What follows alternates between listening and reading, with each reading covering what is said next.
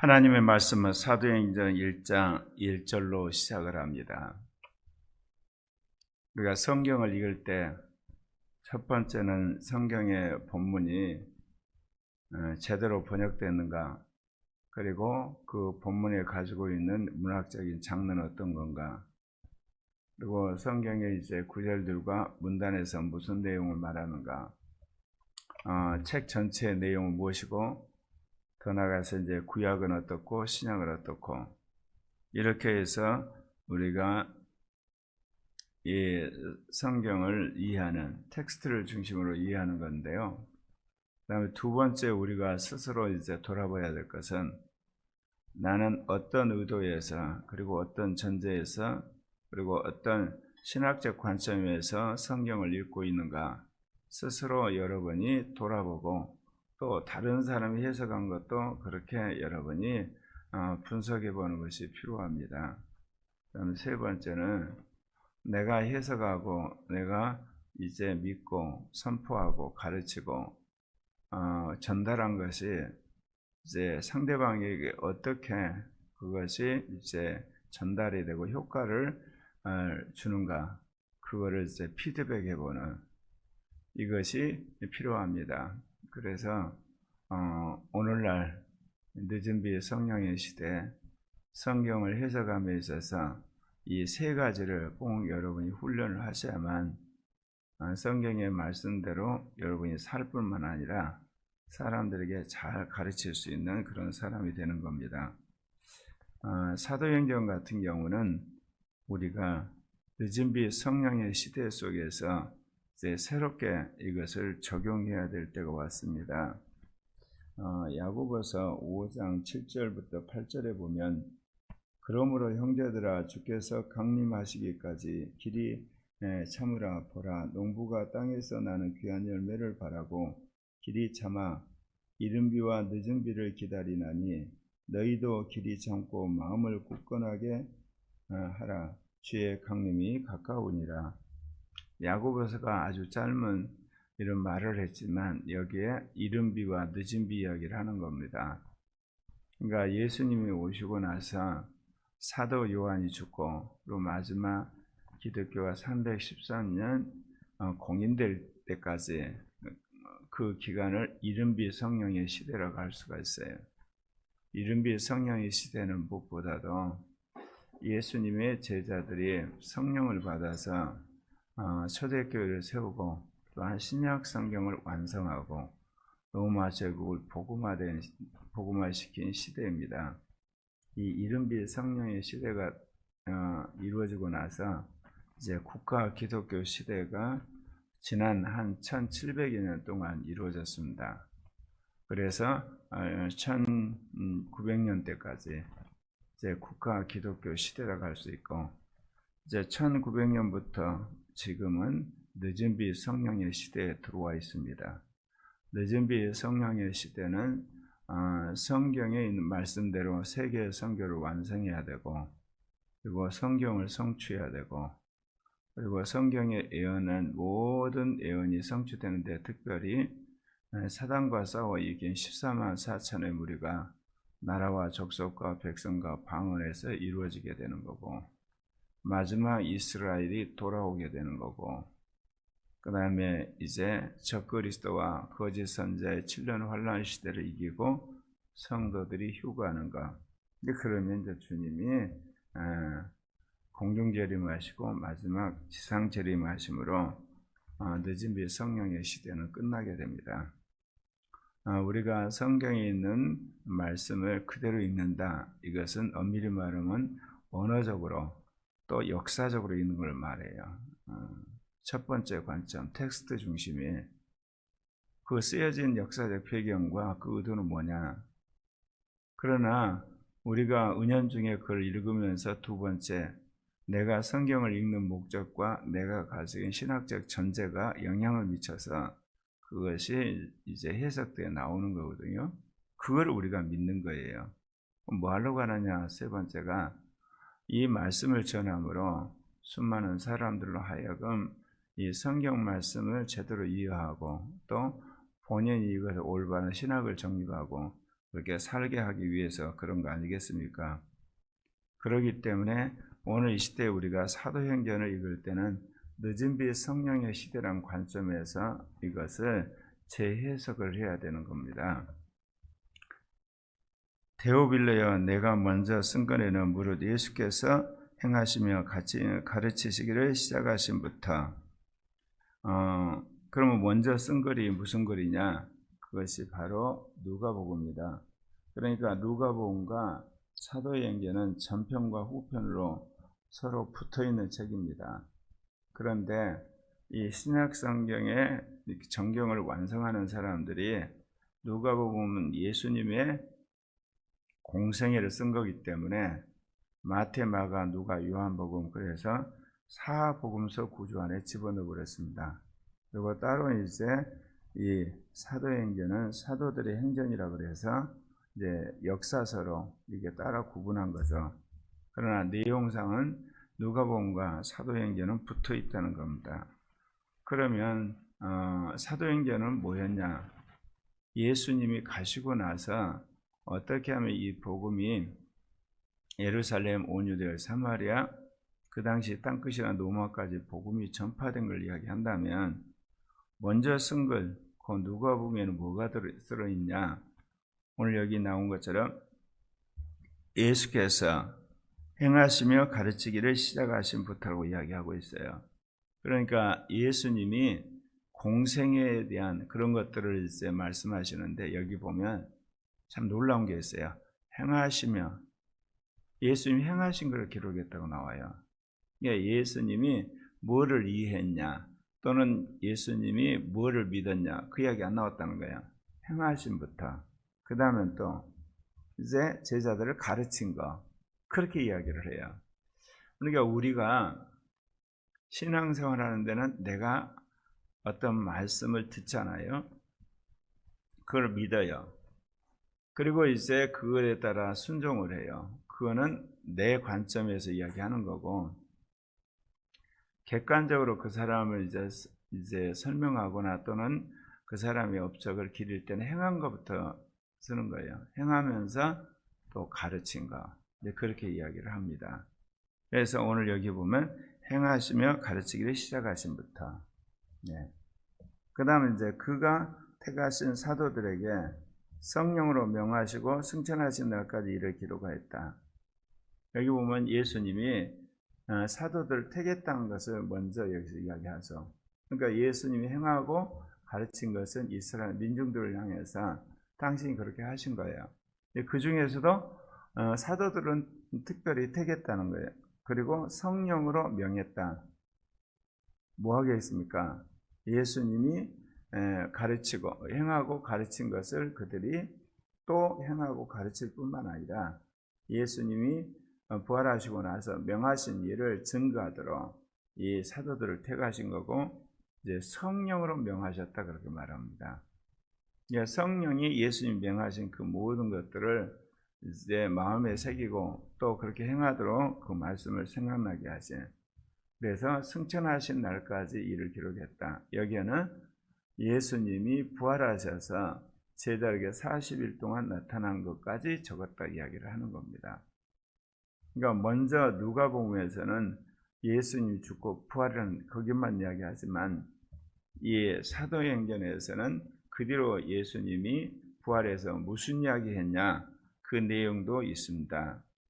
그건 다름 아니라 그가 고난받으신 후에 또한 그들에게 확실한 많은 증거로 친히 살아계심을 나타내다. 그러니까 예수님이 부활한 이후에 어떤 일이 있었냐? 그가 확실한 많은 증거로 친히 살아계심을 제자들에게 40일 동안 보이셨다는 거예요. 그러면 예수님이 40일 동안 제자들에게 그렇게 한 이유가 뭐겠어요? 사람이 죽었다 부활한 것은 우주적인 사건이에요. 단 한 번의 사건이고, 아무리 제자들이 그거를 경험했다 할지라도 시간이 가게 되면 내가 헛개비를 봤나? 내가 무슨 이게 몽상을 꿨나? 내가 환상이었나? 내가 그때 스트레스 받아서 그랬나? 의심이 올 수밖에 없습니다.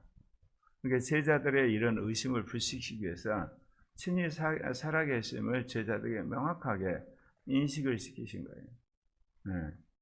왜냐하면 예수님의 성육신과 예수님의 십자가의 죽음과 부활이 예수님 사역의 그 중요한 2대 사역이지만, 또 이게 중요한 이제 기독교 역사의 중요한 것이 예수님이 부활하신 날 제자들에게 성령을 받으라면서 성령을 불어넣은 것과 이제 그 뒤로 50일 후에 일어난 오순절 성령 강림 사건, 이게 이제 성령의 자기 계시에서 아주 중요한 2대 사건인데, 거기에서 가장 중요한 역할을 한 것이 부활하신 예수에 대한 확실한 믿음입니다. 그래서 예수님 자꾸 나타나서 제자들에게 자기 살아계심을 보여주셨는데, 며칠 동안 했냐? 40일 동안 그러셨다는 거예요. 여러분 40일 그러면 기억나시죠? 이스라엘 민족의 40년 광야 생활, 예수님이 40일 금식하신 거, 40일 동안 제자들에게 나타나신 거, 이 40일로 의도적으로 맞춰져 있는 건데, 그래서 그들에게 보이셨는데 그때 무슨 말씀을 하셨냐? 하나님 나라의 일이에요.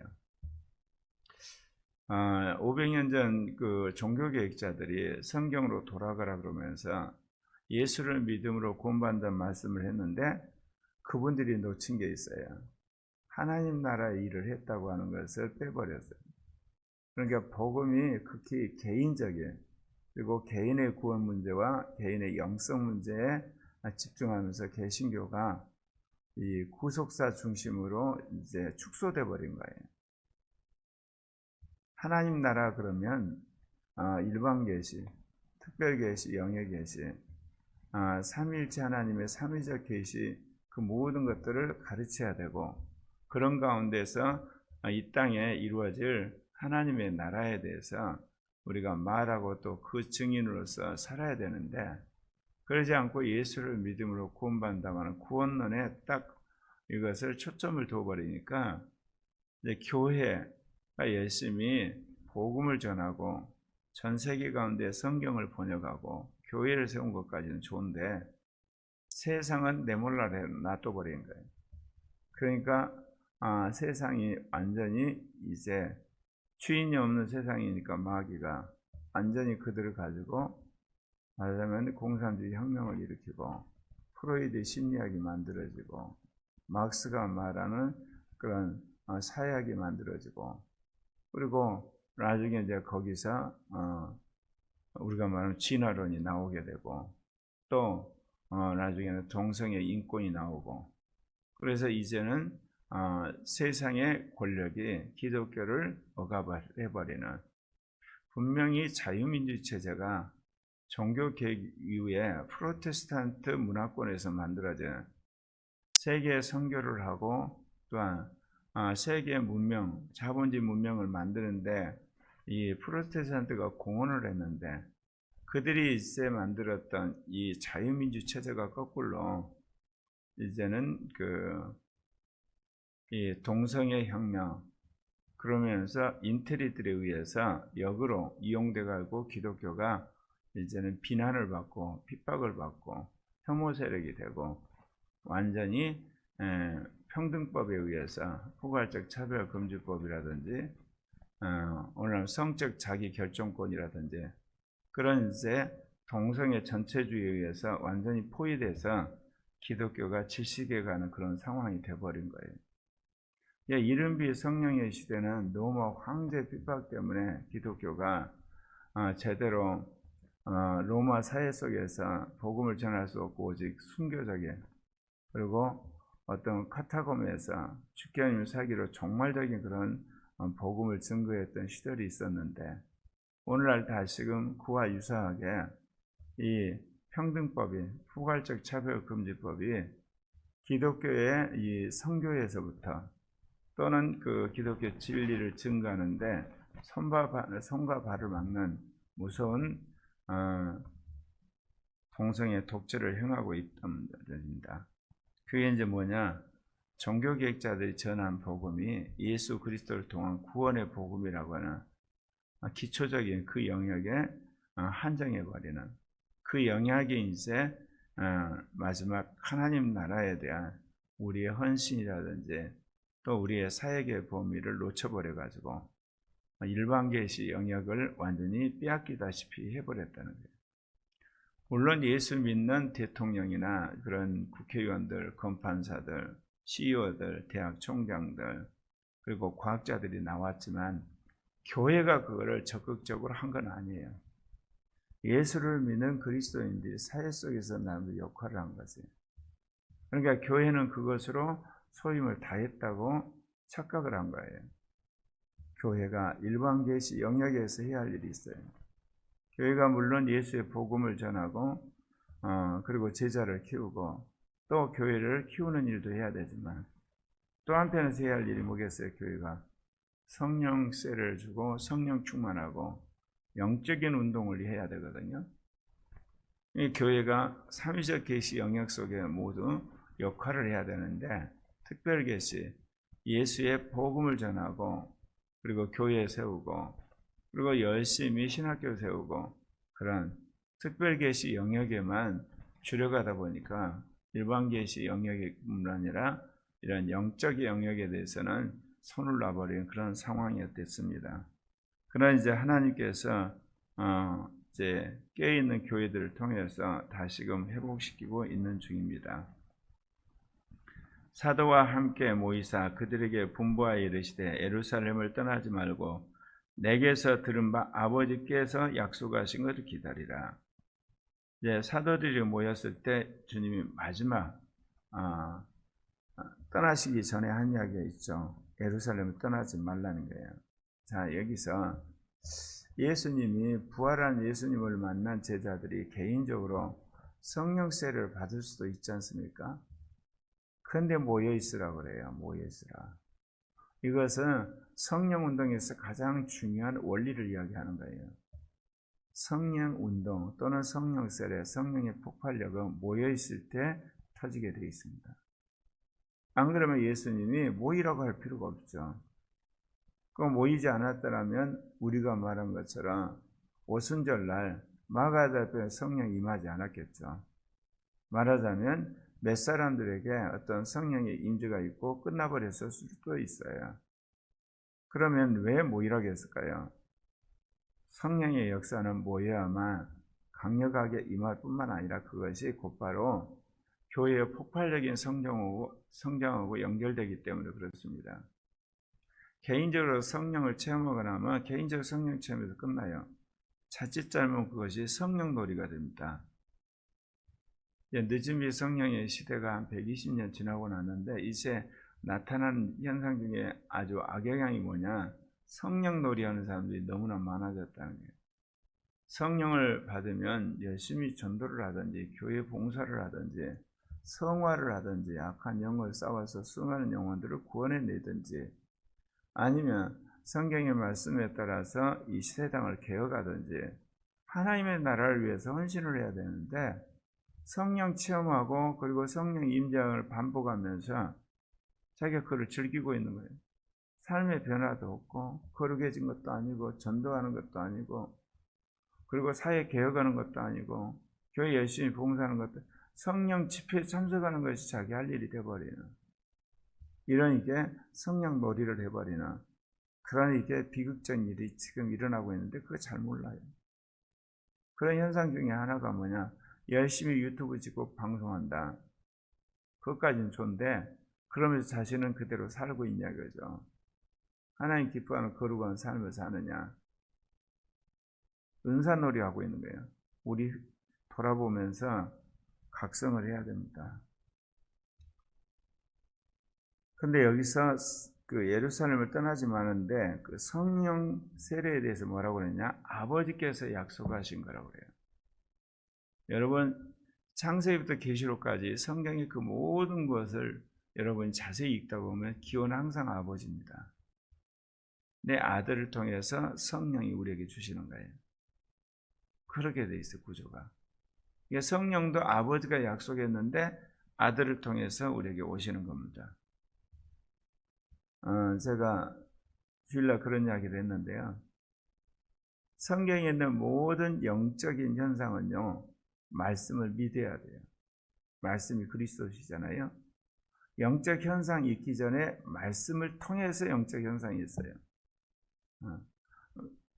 예컨대 영의 법, 그것도 성경에 있는 영의 법의 말씀을 자기가 그걸 이해하고 그대로 살기를 원할 때 영의 법이 새겨지면서 살게 됩니다. 영의 열매도 그래요. 그리스도를 믿음으로 그리스도를 닮으려고 할 때 그리스도가 보낸 그리스도 영이 우리로 하여금 영의 열매를 맺게 하는 거거든요. 제가 지난 42년 동안 성령 운동하는데 새로운 영의 운동을 개척할 때마다 성경에 있는 약속의 말씀들을 제가 붙들고 씨름하고 그것이 믿어질 때 그 다음에 거기에 대한 영적 현상을 경험한 거예요. 영의 법도 그렇고 영의 음성도 그렇고 영의 열매도 그렇고 그 다음에 영의 은사도 그렇고 그리고 영이 주는 어떤 충만함도 그렇고 영의 세례도 그렇고 다 성경에서 말하는 영에 대한 약속을 믿은 다음에 그 현상이 자기에게 나타나는 거예요. 그러니까 성경 없이 성령 운동하는 것은 얼마나 위험한지 아시겠죠? 네. 예수님 없이 성령 운동하는 것과 비슷합니다. 예수님 없이 성령 운동이 가능하지 않거든요. 근데 예수님을 떠나기 시작하면 성령 운동 변질되고 나중에 악령이 역사하는 현장으로 바뀌어버립니다. 그래서 제가 늘 하는 이야기가 있어요. 늦은 비 성령 시대의 성령 운동은 철저하게 성경 이후 시대에 일어났다는 거예요. 그러니까 요즘에 이제 반동성에 대한 책을 쓰려고 하는데 문득 그런 질문을 하게 돼요. 왜 시민혁명이 종교개혁 이후에 일어났을까? 주님이 그 말씀을 하시는 거예요. 아담과 하와가 타락한 이후에 적어도 청교도 혁명 이전까지는 다 왕정 시대였어요. 그게 수천 년인지 수만 년, 수십만 년인지는 모르지만 인류 역사에 그 많은 세월이 다 왕정이야. 그럼 왜 하나님이 왕정을 하러 가셨을까? 인간이 악하기 때문에 죄를 억제하기 위해서 차라리 한 사람의 왕이 폭정을 행하더라도 사람들의 죄악을 누르기 위해서 왕정을 하러 가신 거예요. 그렇잖아요, 왕이. 그러면 왜 종교개혁 이후에 왕정이 공화정으로 바뀌었냐 그러지? 그것도 민주공화정으로. 그거는 이제 왕을 통해서 눌러놨던 이 죄성, 그것보다는 이제 왕의 그 폭정을 제거를 하고 국민들이 자발적으로 이제 대통령을 세우고, 그리고나 중요한 것은 종교의 자유를 얻어서 사람들이 자유롭게 복음을 전하고 그리고 거룩하게 살고 성경의 말씀대로 살 수 있는 그런 정치적, 사회적인, 종교적인 공간을 만들어준 것이 민주공화정이라는 거예요. 민주공화정은 이 땅에서 우리가 부귀영화를 누리라고 주님이 주신 것이 아니라, 부귀영화는 물론이지만 더 중요한 목적이 개개인, 그러니까 어린아이까지 모두가 자유롭게 하나님을 섬기고 온전히 그리스도를 닮는, 그리고 그리스도의 복음을 전하고 그리고 그리스도가 주신 말씀을 실현하는 기회를 주신 거라는 거예요. 그런데 우리는 그걸 이 땅에서 잘 먹고 잘 살고 육신적으로 안락한 삶을 사는 것으로 가치를 삼는 지극히 육신적 가치관이라는 거예요. 그러니까 하나님이 왕정을 민주공화정으로 바꾼 결정적 이유는 이 땅에 주님의 재림과 관계에 있는 거예요. 왜냐하면 사단과 싸움에서 그렇게 마음껏 하나님을 섬기고 거룩한 하나님의 군대가 일어나야지 사단과 악한 영들의 권세가 꺾이는 거거든요. 그래야 주님이 이 땅에 공중재림하시고 지상재림하시는 거예요. 그토록 작정하신 하나님의 나라가 그렇게 해서 이제 이루어지게 되는데, 그러려면 왕정으로 안 된다는 거예요. 왕정이라는 수많은 사람들을 왕권 이하에다 다 가둬놓고, 말하자면 강제로 성당에 가게 했던 시절, 그렇게 하고 어떻게 사단과 싸워 이기는 하나님의 거룩한 무리가 나오고 전 세계가 복음화되겠습니까? 아, 그렇구나. 그래서 주님이 종교개혁 이후에서야 이 땅에 민주공화정이 이루어지게 하셨구나. 이제 그거를 알게 되었습니다. 그런데 여기 보게 되면 이제 몇 날이 못 되어 성령으로 세례를 받으라 그렇게 이야기를 했어요. 그들이 모였을 때 예수께 여쭤 이르되 주께서 이스라엘 나라를 회복하심이 있다니까. 이게 종말론과 관계에 굉장히 중요한 구절이에요. 제자들이 40일 동안 예수님한테 하나님 나라에 대해서 교육을 받았어요. 수많은 사람들이 이걸 해석을 완전히 엉뚱하게 하거든요. 제자들이 아직도 세상 나라에 대한 물이 덜 빠져가지고 이스라엘 회복을 대해서 이야기를 했다는 게 아니에요.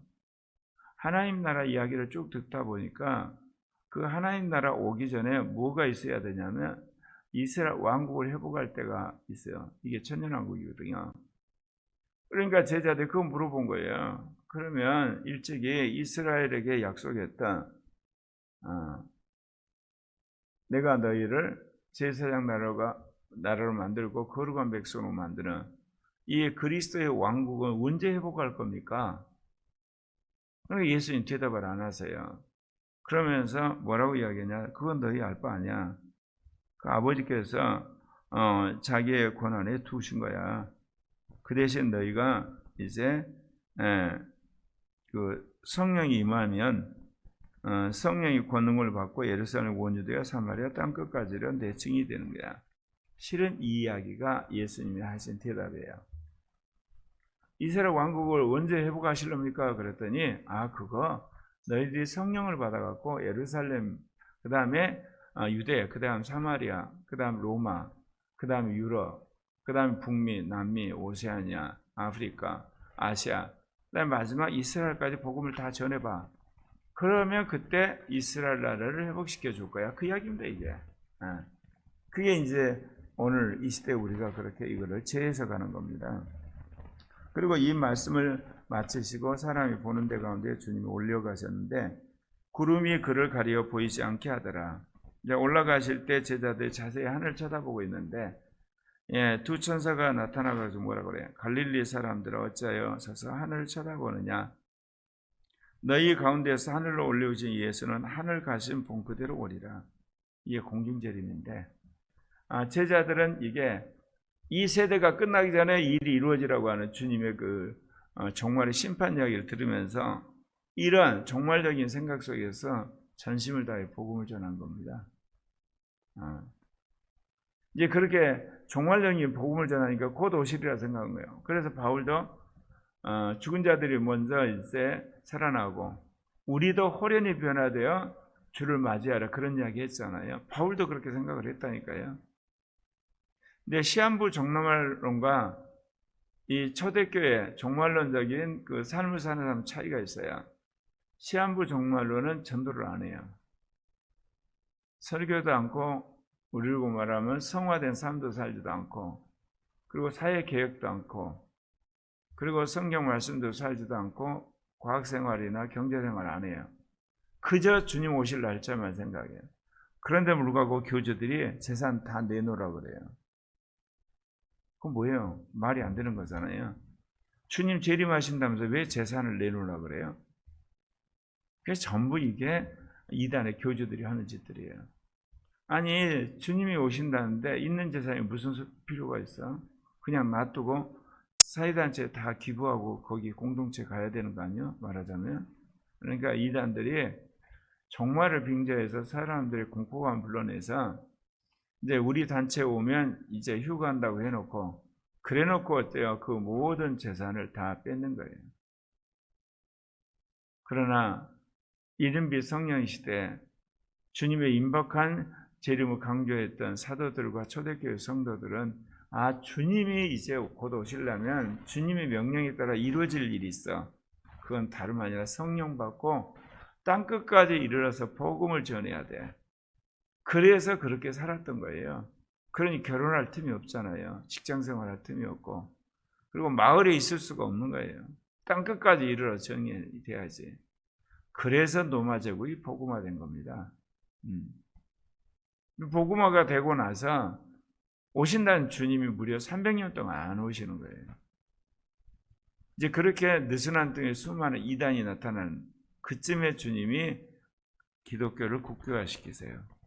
그리고 황제가 모여가지고 이제 교리를 일치시키라고 그러죠. 역설적이에요. 그래서 유명한 삼위일체론과 기독론이 교리로 확립되게 됩니다. 그래서 삼위일체 하나님이 연약한 인간을 인도하심에 있어서 우리가 다 알 수가 없어요. 이제 주님께서 2000년 역사가 지나고 늦은 비 성령의 시대, 정말 이제 주의 재림을 준비하기 위한 그런 시대적인 사명을 우리에게 말씀하십니다. 아시아 선교가 끝나야 주님 오세요. 성경이 성취돼야 되고, 그리고 모든 세대의 성령이 이제 폭발적으로 부어져서 세대 성령운동이 일어나야 되고, 그리고 또한 14만 세의 거룩한 무리가 채워져서 사람과 악한 영이 지구로 쫓겨야 되고, 지구 국가가 세워져야 되고, 지구 경제 시스템이 이루어지고, 지구의 모든 종교가 통합에 대해서 적그리스도 체제가 수립이 돼야만, 그리고 휴거가 되고 나서야 주님이 이 땅에 오시는 겁니다. 이런 사역을 하라고 하나님이 코리아교회를 세우신 거예요.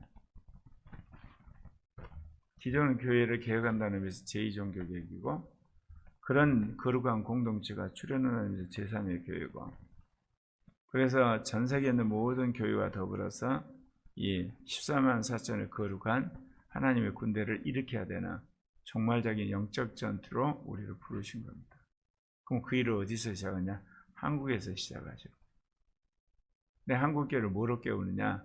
이 동성애 독재와 싸움으로, 그리고 공산주의와 싸움으로, 또 이슬람과의 싸움에서 한국교회를 깨우시는 거예요. 어찌하든지 우리가 깨어나서 이것을 완수하는, 그리고 이를 불을 지피는 그런 성도들이 교회가 되어야 되겠죠?